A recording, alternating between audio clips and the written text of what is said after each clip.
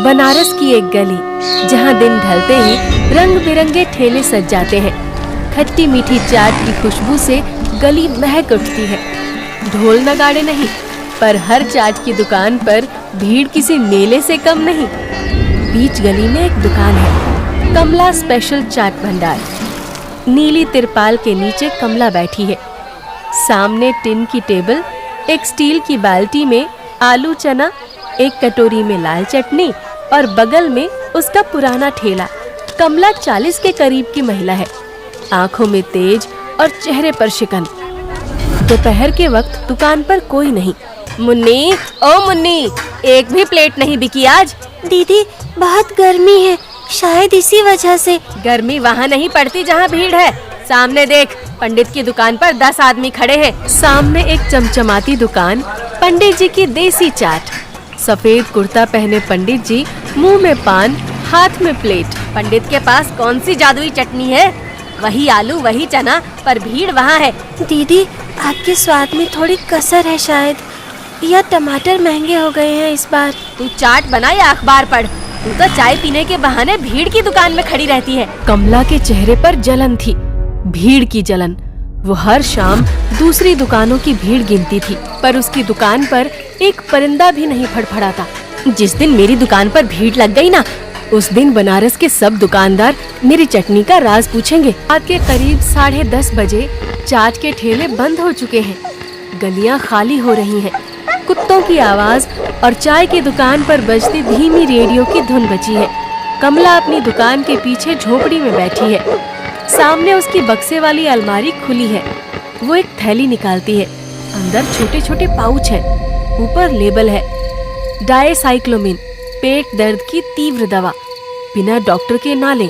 लोग कहते हैं स्वाद में दम होना चाहिए, पर दर्द का डर ज्यादा बिकता है। वो झोले में पाउच डालती है, एक चम्मच और दस्ताने रखती है और सिर पर दुपट्टा बांधकर निकल पड़ती है। सामने वाली गली में पंडित जी की दुकान है।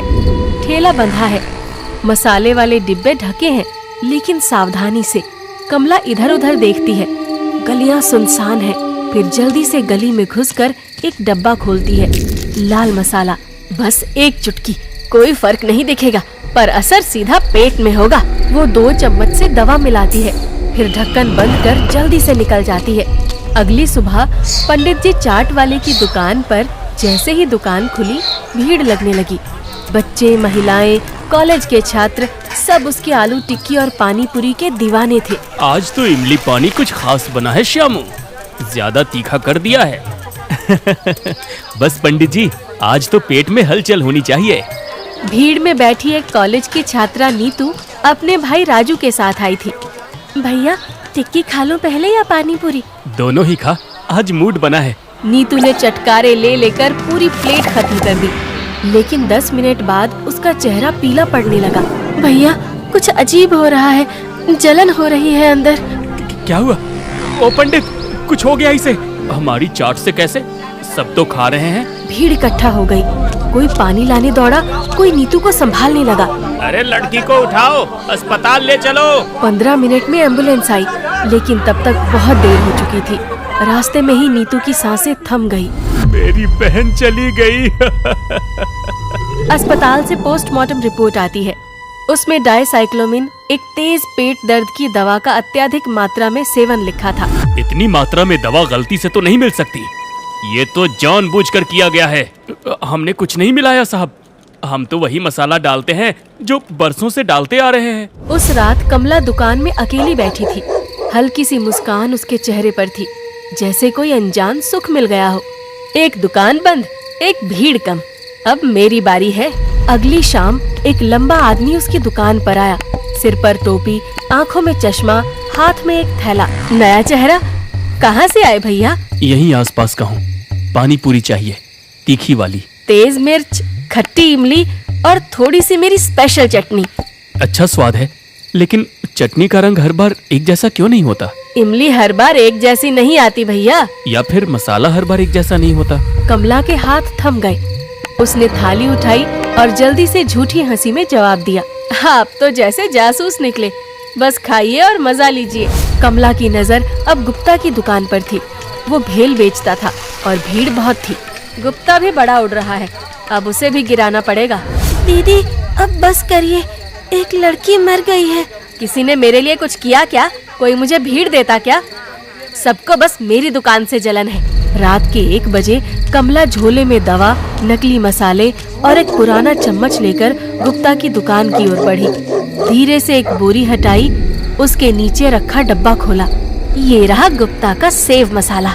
बस एक चुटकी ये और कल तू भी जेल का रास्ता देखेगा। अगली सुबह गुप्ता अपनी दुकान पर बैठा था। भीड़ उमड़ी, वही स्वाद, वही अंदाज। लेकिन 2 घंटे बाद एक बुजुर्ग और 2 छात्र बीमार पड़ गए। पेट में मरोड़, उल्टी, चक्कर। ऐसा कैसे हो गया? सब तो ताजा था। तेरे भेल में जहर था क्या? सबका पेट जल रहा है। एक और गया, लेकिन तभी जोगी भीड़ में दिखा। टकटकी लगाए देख रहा था। हर जगह एक ही लक्षण, दर्द, मरोड़, उल्टी और हर बार कमला की दुकान के पास वाली दुकान। जोगी अब हर शाम कमला की दुकान पर बैठने लगा। कभी चाट खाता, कभी टिक्की, लेकिन नजरें हमेशा कमला के हाथों पर। एक दिन कमला अपनी दुकान बंद करके जैसे ही चलने लगती है, उसे एहसास होता है कोई उसका पीछा कर रहा है। कौन है वहाँ? दिख क्यों नहीं रहा? पीछे से एक हल्की सी आहट होती है। कमला डर जाती है। वो अपने झोले को कस के पकड़ लेती है, जिसमें वही मिलावटी दवाएं और नकली मसाले हैं। न जाने क्यों आज डर सा लग रहा है। वो चुपके से गुप्ता की दुकान के पास पहुंचती है। पीछे मुड़कर देखती है, कोई नहीं था। वो जल्दी से झुककर उसके मसाले के डिब्बे में वही मिश्रण मिलाती है। एक चुटकी ये और अब तू भी खत्म। जैसे ही वो उठती है, हाथ ऊपर कर कमला, अब तेरी सारी मिलावट पकड़ी गई है। कमला एकदम चौंक जाती है। उसके हाथ से झोला गिरता है। फिर तू ही? तू सोचती थी ना कि कोई नहीं देख रहा? पिछले 4 दिन से तुझ पर नजर रखी जा रही है। हर रात की चाल कैमरे में कैद है। मैंने कुछ नहीं किया। वो बस हल्का सा मसाला था। जिस हल्के से मसाले ने एक लड़की की जान ली, 3 बीमार किए और पूरे मोहल्ले का भरोसा तोड़ दिया, उसे हल्का कह रही है तू? उसी समय 2 पुलिस वाले आते हैं और कमला को कस्टडी में ले जाते हैं। चल कमला, अब तू सच बोलेगी या कानून तुझसे बुलवाएगा? अरे इंस्पेक्टर साहब, आप किसके कहने पर मुझे पकड़ रहे हैं?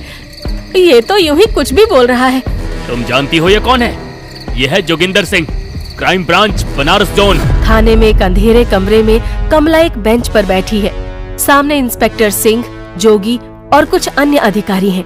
कब से ये काम कर रही थी? पिछले साल से, जब दुकानें कम चलने लगी और सामने वाले की भीड़ देखकर अंदर आग लगने लगी।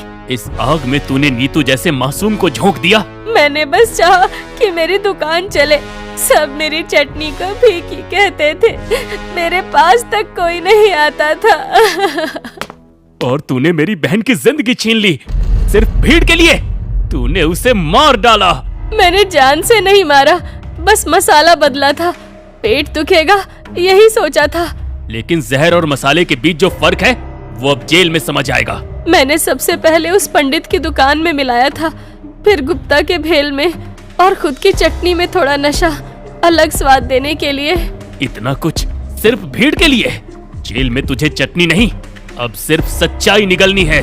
कमला को पुलिस ले जाती है। रास्ते में लोग उस पर पत्थर नहीं, नजरों से हमला करते हैं। 1 महीने बाद अब कमला की दुकान की जगह एक नई चमचमाती दुकान है, नीतू मेमोरियल चाट भंडार। आइए भैया, आज की चटनी में सिर्फ स्वाद है, दर्द नहीं। भैया, वो वाली टिक्की जिसमें ऊपर से बूंदी डालते हो। आ रही है बेटा, चटपटी और दिल से बनी। भीड़ फिर से लौट आई थी, लेकिन अब डर नहीं था, भरोसा था।